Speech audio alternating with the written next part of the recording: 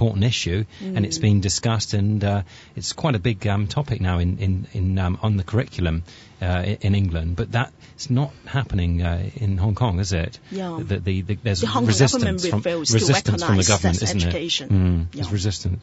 Yeah, and you seem to be a very busy woman, actually, because you tell me you're also doing a PhD. Is that right? Yeah. And it's about about gender Women's issues. sexuality. Right. Yeah. And you've got to complete that. I try to analyze the columns, the questions that I collected in the past 6 years, and try to have an overview of what's happened to Hong Kong's women. Right. Okay. And that's at Chinese U, is it? Yeah, Chinese U. Chinese University. And I'm also teaching lectures. You're doing a bit of teaching to do with women's issues there as well. Yeah. Yeah.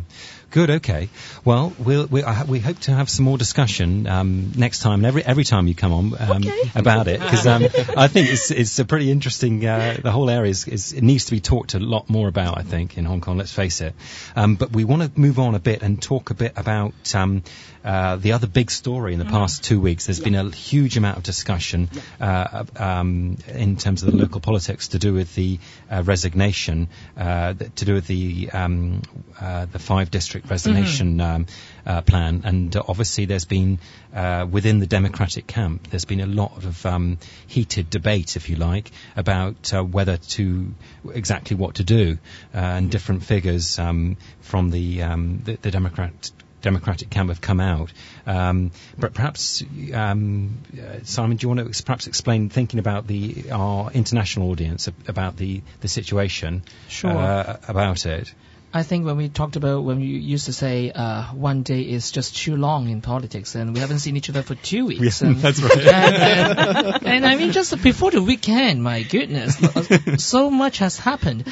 First of all, I mean, nothing is new in the sense that there has been a rivalry in terms of disagreements about whether the mass resignation is a good strategy, and that is still going on. But in the meantime, there was the news. You do have something which didn't happen last time when we were having a discussion, was that you do have the so-called the big brother of the Democratic camp, Sito Wah, came out and being quite bitter and openly criticizing the League of Social Democrats and also indeed Citizens Party, because those two parties were now considering working together when it comes to the mass resignation. So Sito Wah was very busy last week, showing up in dozens of media interviews, criticizing LSD and Citizens Party. Not only them, but there's a new term called the Gang of Four. Of course, we're not referring to the Cultural Revolution, but we're referring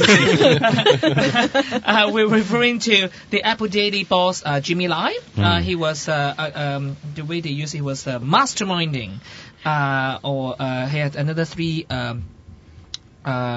comrades working with him, which is Anson Chan, Alan Lee, and Martin Lee. So the 4 of them, according to Sito Wah, they had a backroom discussion or have a dinner, try to convince him to buy the idea of the mass resignation.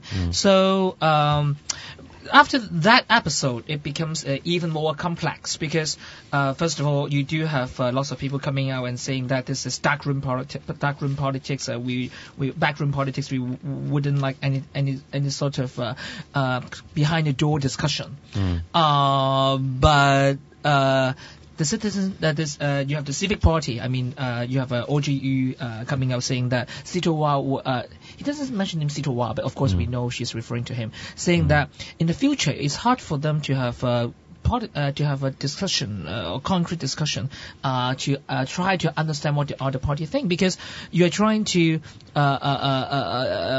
paint in the situation that it is something really evil to have that sort of discussion. So I mean, this is only one tiny bit of what went on last week, but already very juicy and dramatic. Yes, and also in the past 2 weeks, Martin Lee has done a bit of a U-turn, basically, hasn't he? And because initially he was totally supportive of the idea of this resignation as a protest against the government, but now he seems to have done a U-turn and is more in line with what Sito Wah is saying about it. So that's what he's based. That's his line, and also obviously Albert Ho has come out. He came out with very strong language, saying in his words that he thought the mass resignation would be an act of surrender. That's the way he kind of viewed it. I've got to admit, I look at it quite differently, and I don't quite know. What they call it the old guard, aren't they? These guys, old members of the Democratic Party who've been around a long time.